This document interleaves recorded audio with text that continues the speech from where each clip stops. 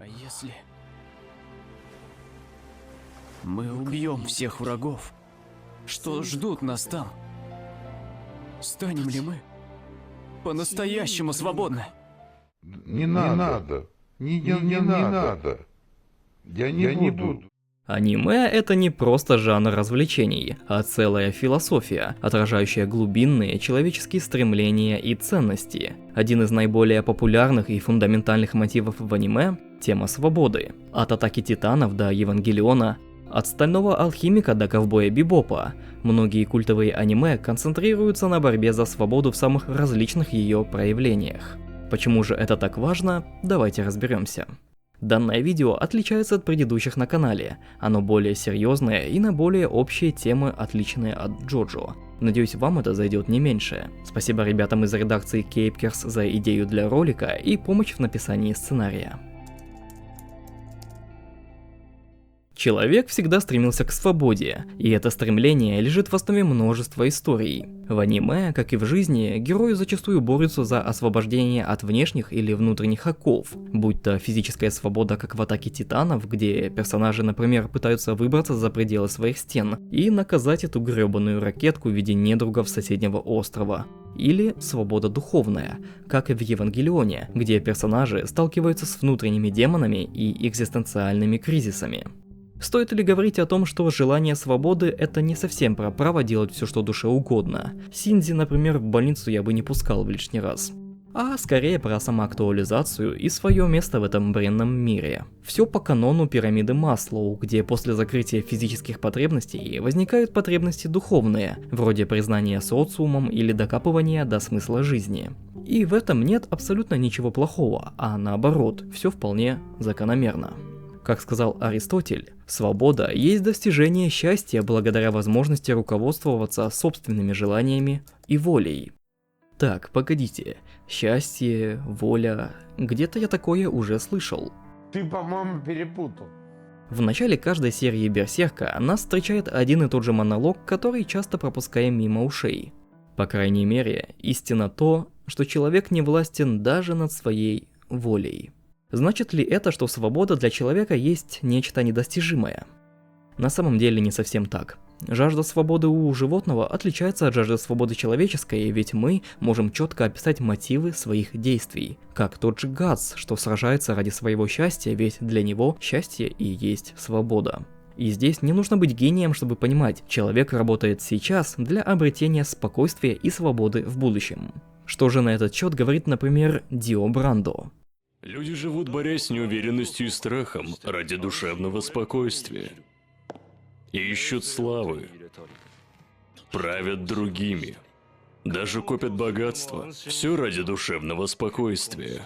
Брак и дружба придуманы для спокойствия. Когда они помогают другим, когда утверждают, что все ради мира и любви, все ради душевного спокойствия. Его достижение и является целью человечества. И многие ли из вас задумывались над тем, что главный злодей Джоджо тот еще философ? А ведь у меня на канале есть видео с его разбором, посмотри, если не видел. Да подпишись, если находишь это интересным. Well, whatever happens, happens.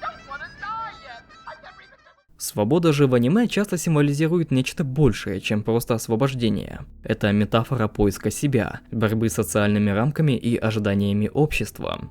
В «Стальном алхимике» братья Элрики стремятся освободиться от последствий своих ошибок и обрести истину. Получилось ли у них так, как того хотелось? Каждый ответит по-своему. Сегодня мы без спойлеров. Почти. В «Ковбое Бибопе» главные герои тоже, каждый по-своему, пытаются сбежать от своего прошлого и найти свое место в мире.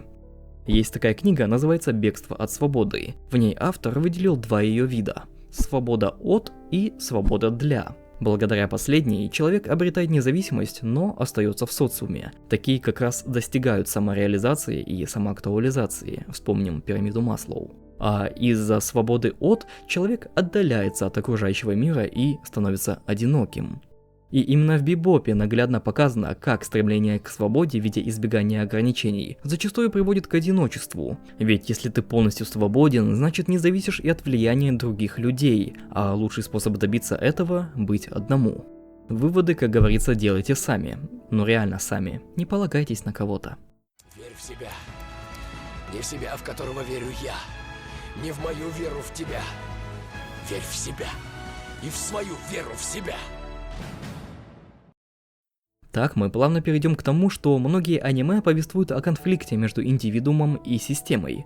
Мое любимейшее произведение Гуррен Лаганн неспроста затрагивает тему восстания не только против системы, а и против своих же убеждений. Нельзя изменить мир, если не поменяешься сам. Камина это понимал и, будучи сильным духовно, старался пробудить эти же качества у своих товарищей. В частности, конечно же, у Симона, не стесняясь при этом использовать все доступные методы.